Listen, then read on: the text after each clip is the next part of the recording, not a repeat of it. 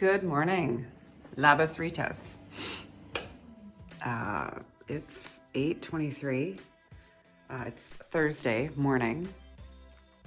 I have a walking tour at 10 o'clock with a private walking tour with a guide. I'm tired. This first day always after a day of travel, you're feeling jet lagged and tired and just time change, everything. I know I'm dehydrated. I need to wash my hair, clearly. But it's always hard.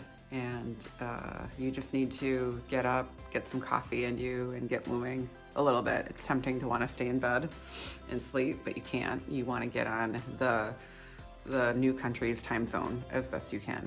And that's just part of travel and how it is. So I'm going to get in the shower and go down to the hotel breakfast, which I'm hoping will be good and have a nice spread of maybe some fruit and some good strong coffee and that sort of thing.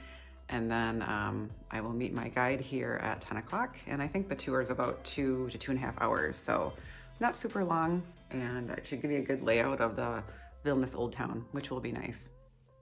And we'll see what else the day brings. Very similar wall. Okay. But just it survived till today. And then Okay. Vilnius, the wall didn't survive because during the Russian Empire period in 18th century, Russians simply decided to destroy it and use the bricks and stones of it for construction of other buildings. Okay.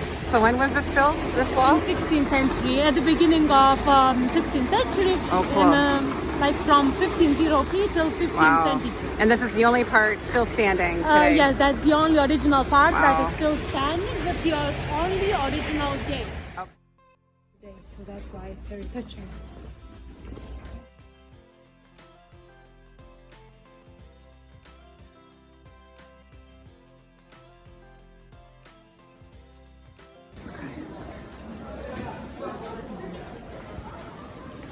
You can see also Gediminas Tower at the top, at the front.